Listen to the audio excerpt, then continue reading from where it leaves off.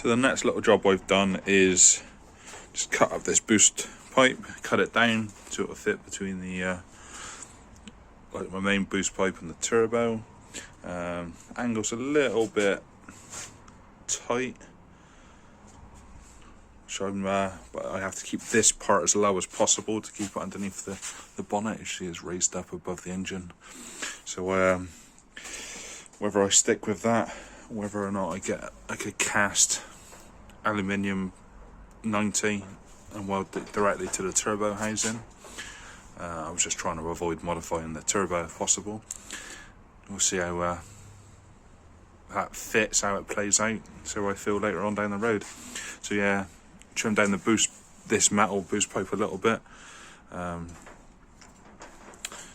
just for the fit inside. So that's now done and on with the mounting. Now I've got, the next task is to do the oil return. So I've loosely bolted on all the down pipes. I know where the location is, and all I need to do, the pipe is made, as you can see it's very close to all the manifold. So what I'm going to do is make a little bracket just to attach. It'll probably come off of that bolt, the gearbox bolt there. Yeah, a little bracket come out so I can clamp this in position and just hold it all in place, really. Stop it moving, stop it obviously touching any hot spots. So yeah, that's the next little job.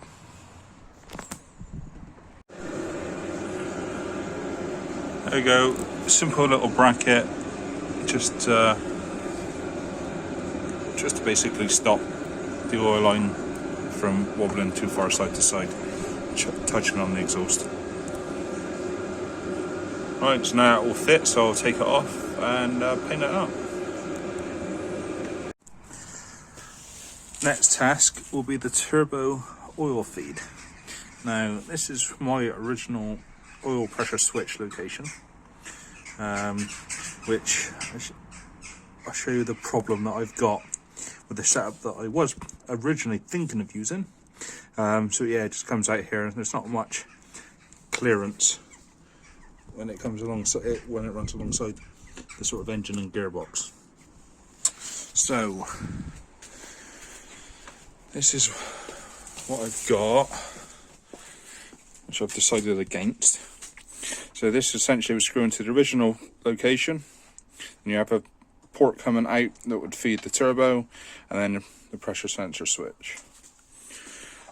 So this is measures temperature and pressure. These are adapter for it to fit into the other one, and yeah. So two main issues. One is the this will need to be screwed into the right location for this port to come out in the right place, because with the engine and things behind it and the coolant pipes that run across the top of it, this can only come out at that sort of angle. So obviously it needs to be screwed in correctly. The second thing is then it puts a lot of weight where the sensor is, could bounce about, and I don't want it obviously falling out, causing me oil turbo feed to fall off essentially. So I'm going to scrap that idea, and instead what I'm going to do is I've got an adapter which I can just screw an oil feed line directly into. Whether I use this line or not, I don't know. I just one I've got laying around. And to the other side, then I will use a T-piece. One will feed the turbo, and the other I have got an adapter. It's one of these, I believe. So it might be in this end. Well, put an adapter in it. Sensor can go in there. I can secure the sensor securely, so it's not vibrating, and then the feed goes off to the turbo. So yeah, that's the setup I think I'm going to run with. Let's get back to making the pipe work out. So what I've done first is mount the sensor and the T-piece. So I've just got a spot on the inlet manifold where they're this is where a idle control valve would be fitted if it had one. I've got electronic throttle, so that's not needed. When I had the inlet manifold powder coated, they mashed up the ports, so it's not painted. So two birds with one stone. It gets this covered, and I've got a place to mount the sensor. So the sensor's mounted, basic little bit of plate. Got the P-clips on there, just welded some studs onto the plate to fit some P-clips, and that just holds it all nice and tight in the rubbers there. So then what will happen is I can come out of here and that will go to the main oil pressure switch. That'll be going to feed it up to it, and then out of the T-piece I'll have the oil feed pipe going to the turbo. Now this isn't the pipe I'm going to use. I've just put it there so you can just see where it's going, and up into the banjo bolt there. So yeah, that's that. Now I don't know exactly which way I'm going to go into the turbo, whether I just straight shoot it straight to the turbo, or go round the boost pipes and back into the back. I still need to figure out the water pipes yet, so I think it will depend on which way they are going to be best to go in and out with the water pipes, and then I can finalise this top hose. But yeah, get in there. So what I'm going to do, take it apart again, or I might actually make a hose first. Make the bottom hose. I can take this, bracket apart, get it all sprayed and painted up. Yeah, and then I can move on to the next little task. Okay, so to make my oil lines, what I do is I remove the collars and the olives from the lines. This is Teflon pipe that I'm using, so it does come with the olives and things like that. So yeah, so you've just got your little barb sticking out the end, and then I'll fit them both sides. Then what I will do is get the hose and just push it onto where I'm going. Because trying to measure it up when you still got the collars on the end can be a little bit tricky sometimes. And then it's a dash 4 line, so it's quite flexible. I can work out roughly how long I'm going to need, and then I'll wrap some masking tape around the pipe so that I can draw a line where I need to cut it.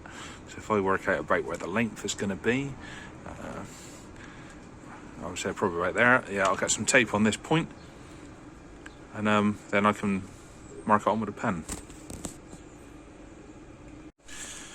Okay, pipes taped up, got a mark on there that will sit just at the base of the thread basically. That's where I mark, and the pipe will come out. Not too tight, a little bit of slack. That should work out good.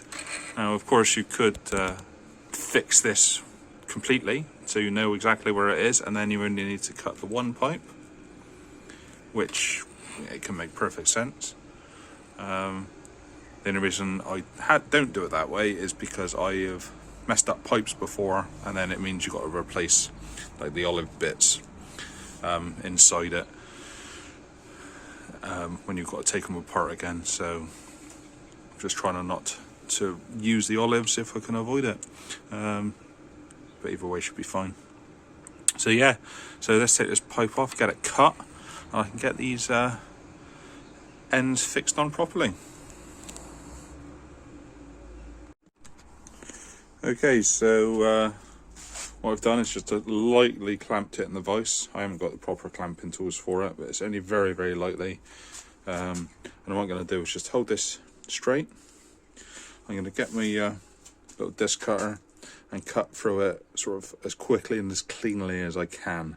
It's the way I've found to cut this pipe the cleanest, basically, inside. So I'll show you what I do now.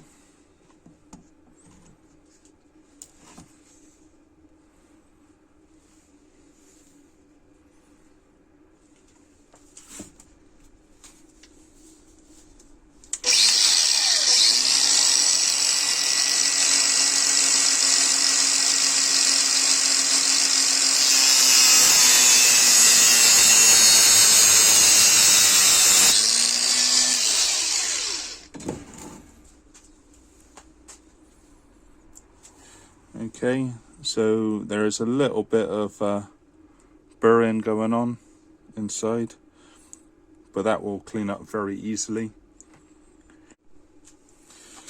So it cleaned up with just a small tool, and then all I do is I get a pen, which is just a round taper to it, and I'll just give it a very, very slight movement in the end, and that is there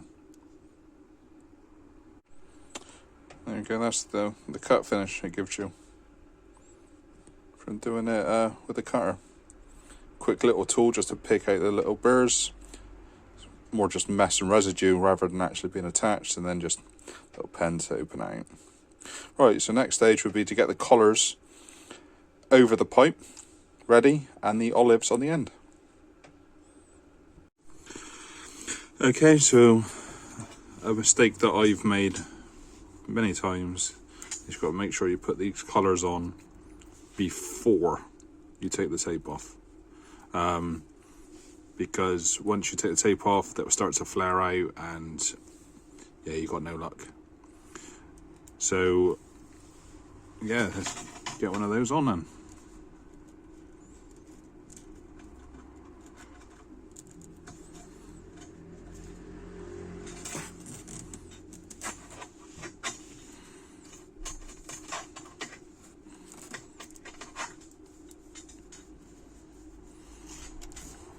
Okay, so that one's on. That's the first one. Now, struggled a little bit because I put a little bit too much tape on there, but it's gone on, so it's happy days. If I couldn't got it on, I'll just take a layer of tape off, just like one revolution, and then got to put it on. I'm going to put the one on the other side, purely so I don't forget.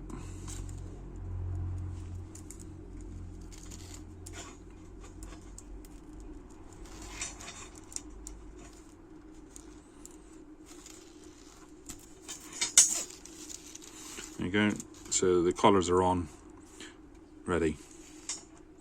Okay, so now what I'm going to do is I'm going to take the tape off.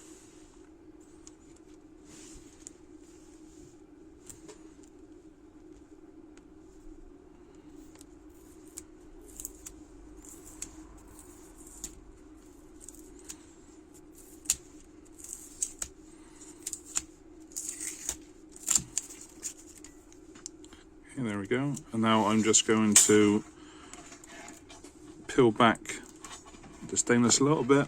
You can use a little tool just to help you. Doesn't really matter what you use. Just I've got some old. These are just radio keys here. Just going to open out a little bit just to expose the Teflon.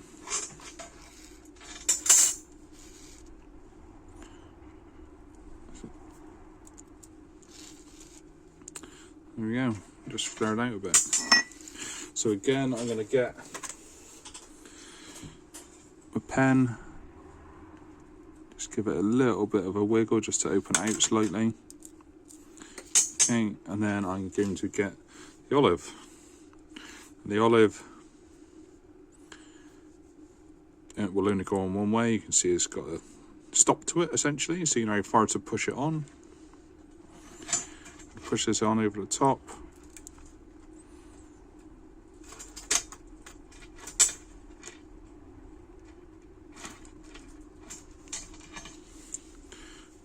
And hopefully you can see inside. It's pushed right up inside the olive there with the Teflon. You can also just give it a little bit of a push down just to make sure it's sat home properly. That's in. Then we take the end. Now what I do is I just wet the end of it just to help it slide home a bit better. And I'll just push it home. Now it should clunk as it goes in. There we go. We're slid down. So that's that in. And then the collar will now slide up, get on the threads.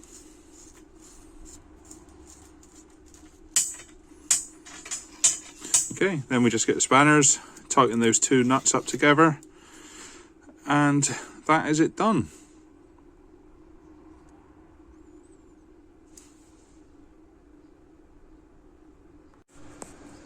And there we go, all fitted. So that's the pipe all done. So it runs down, not touching anything, it's not too loose. Yeah, so now that one's done, we will look at, I'm just going to see if I can get an idea in my head what I'm going to do with the water lines. And then make the oil feed, what I'm probably going to do is just go straight shot to the banjo. Just makes more sense, really. I was going to tuck it out the way so it was all hidden and it looks a bit neater, but I think it's just going to be easiest to straight shot. But let's see how that goes.